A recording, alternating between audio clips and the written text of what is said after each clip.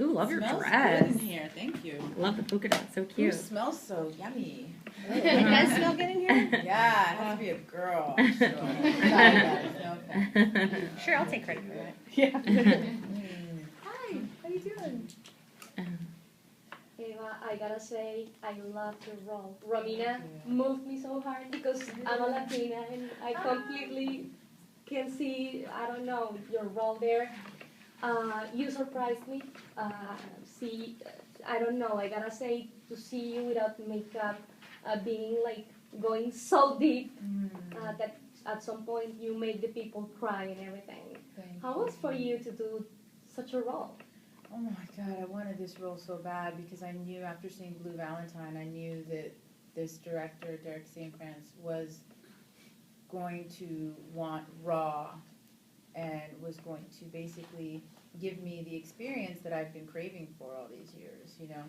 I started off my career, you know, with a very raw character in Training Day, and, you know, since then I wanted to, I was searching for material, you know, just as raw and just as like dramatic, and along the way, you know, things happened, and I took, of course, roles that, you know, you make the best of what you got, but I've always tried to kind of put the raw in there as much as I could, even with this little comedy I did last year, Girl in Progress, and, you know, anyway, this has been something that I've been really, really searching for, this role. And when it came my way, I was just like, oh, I was so thankful. I was so ready, you know, to really peel the layers back. So what kind of preparation did you do to get into character for this role? I always work with my acting coach, Ivana Chubbuck, so I've worked with her for years, since Training Day.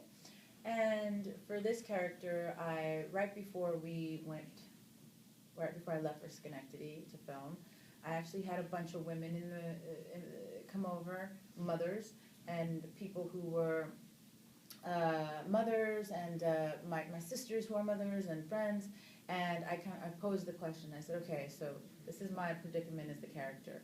I have a baby, and I had a fling with this man. He's no longer in my life. He was barely in my life before, and then on the flip side, I have a man who is not the baby's biological father, but who wants to raise the baby as his own. Then the baby's biological father pops back into town. What do you do?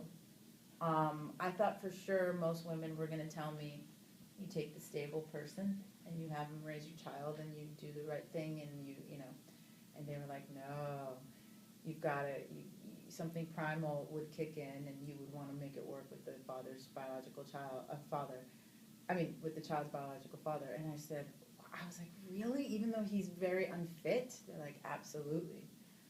And they were like, and it's your responsibility to let him know that he has a child, and if that's then his decision on whether to be a part of his life or not, but you have to let him know. So that really helped, because hearing and talking to all these women, I thought, okay, so this is a real predicament. One, I didn't understand its depth until I actually had this, like, you know, until I met with these women. So when I went to, you know, when I started filming, I really tried to make sure that there was a real push and pull with my character, you know. I thought you did a really good job of that. Like when you start crying when he's talking about how he wants to be, when Luke wants to be the one that gives him his first taste of ice cream, and you're crying. Like, I think that that's so important, because you do want to have your natural family together. But I thought that you did a really good job. Do you think that she was still kind of in love with Luke, or more just the idea of having her original family together?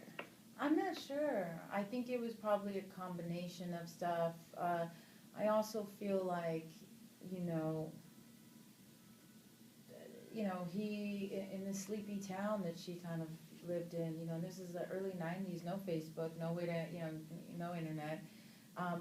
There's this like traveling crazy, you know, carnival with this crazy stunt driver, and like, that's exciting. That comes into your life. And so I'm not sure if it was love for the baby, for Luke, for what he represented, but it was all that. I think she was probably confused about it, you know. I think it was for Romina, it was kind of a what if situation, what if things were different kind of deal. But certainly like a lot of different emotions. Can you talk about working with a real life baby? Because the chances are he hasn't read the script. He actually read it twice. Just kidding. Tony Pizza. That was the baby's name. Have you guys heard this? Yeah, so funny. I want to eat him. Yeah. He is so delicious.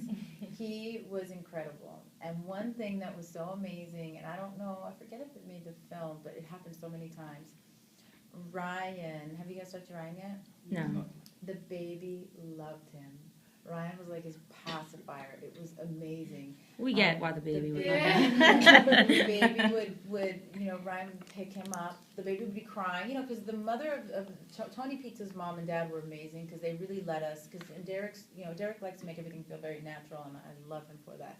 So like when we were just waiting for a shot to be set up, I would always have the baby. I was holding him and, playing with him and kind of pass him around, and just always had an eye on him, and I was like his stepmom, and sometimes he would just start crying as babies do, and every time he went into Ryan's arms, he just stopped crying. It was really beautiful, and actually in the movie he does it, and obviously that's not acting. Tony Pizza's not that good, it was really beautiful. But that's Derek, he just knows how to cast. He even knows how to cast a baby, It's just a beautiful thing. I love Derek. I'm so thankful. What did you think whenever you met the guy that was going to play your son? Did you try to look for why did they cast him? Are there physical similarities there? Yeah. No, I immediately felt like this. I don't know. He was so cute. I was like, you are so cute. Oh my God. I just kept touching his face. I just thought Dane was so cute. I know. He said you made him go get a pedicure with him.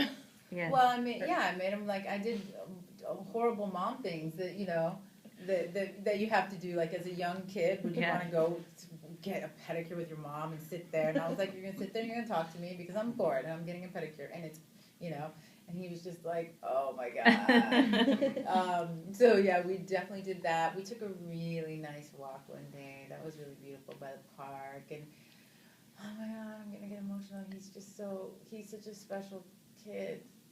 And then I found out he was 25. And I was like, what? And then I was like, wait, I thought you were 15.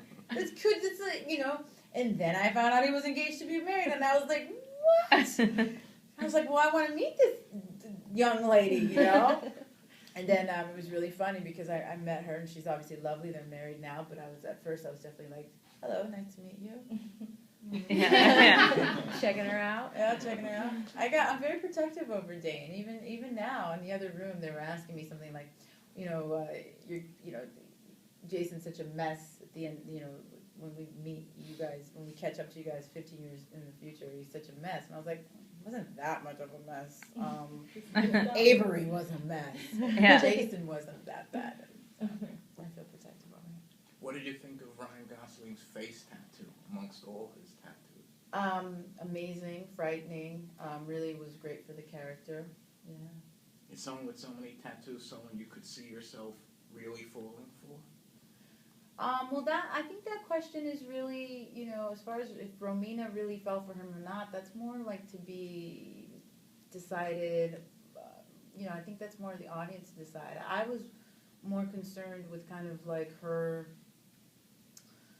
her situation of what's the right thing to do here. And I love that she was so flawed, and she just, but that's why when I was talking about Luke being part of this traveling circus in a way, and that Romina lives in this tiny, sleepy town, you could see why she would find that exciting, and the face tattoo and the stunts, all that stuff is unstable but exciting. I do think it's a good depiction between being a woman and being a mother, because there is such a difference, and especially I think, as a woman, you want excitement in your life, but then you also have to make choices that make you a good mom. And I think that was a really good depiction of that. Because really, as a woman, you want to run off and go with the hot, exciting guy, but then you're but as a good mother, you want to raise a good human being. And I thought they did a really good job with that in the movie. Oh, cool. Are you a mom by any chance? No. I mean, hopefully one day I find the man of my dreams and then I become a mom. You're right. I think that's insightful because I didn't really think of that, but yeah, absolutely. because even though she was flawed, she really was a good mother. You know what I mean? She really put, which I thought was really good. I am a mom and I have an 11-month-old baby. You So do? yeah, when Mhm. Ryan picked up the baby and he started crying or stopped crying and laid his head down on his chest when he comes walking out of the house, that scene where you just like melt. And also when Avery picks him up out of the crib, I thought both of those guys did great jobs with those scenes. Yeah. Congratulations. Oh, thanks. Did you were I want to know, for example, about your personal work with the character. I don't know. You talk a lot about the legacy, your mom, your parents. How is this working? Because I guess when you are working in this role, well, you gotta think about that. Yeah, definitely. And one of the beautiful things that Derek did was he told me to cast my mother, not my personal mother. Well, actually, he did ask me if my mother would. I said, my mother's amazing, but she wouldn't. I don't think she would want to play in this film because she would be very. It's a little dark for her. But he did try to get me to cast my own mother. But then he said when it was time to cast the role of my mother, he said, "You're going to New York tomorrow and you're going to cast your mom." And I said, "What?" I said, "Oh, you want me to meet people, let you know them, you can look at the tapes?" He goes, "No, I want you to cast your mom." He's like, "Whoever you meet that day, you read with these women, whoever you meet, that's going to be that you feel is your mother, that's going to be who will have the role." And I said, "That's beautiful and amazing and unheard of." Yeah. And I thought for sure he'd kind of go back on it or something, but I read with about 20 women. I met Olga, and I was like, "Mommy," because she was so amazing. She reminded me of my own mother. And then when I told Derek, he was like, "Great, we got her." I'm like, "Don't you want to see something?" He's like, "Do you feel like she's your mom?" And I'm like, "Yeah, I do." He's like, "That's all we need." That's cool. That's amazing. You guys, Yeah. no one else is doing that. There's no other director doing that. This is really... It's gonna be tricky for an actor to, plus you gotta reject people too.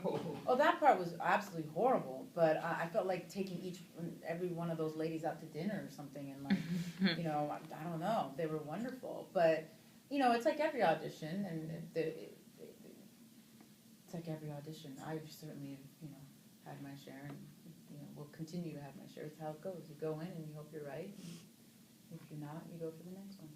I'm actually raised in Schenectady, so that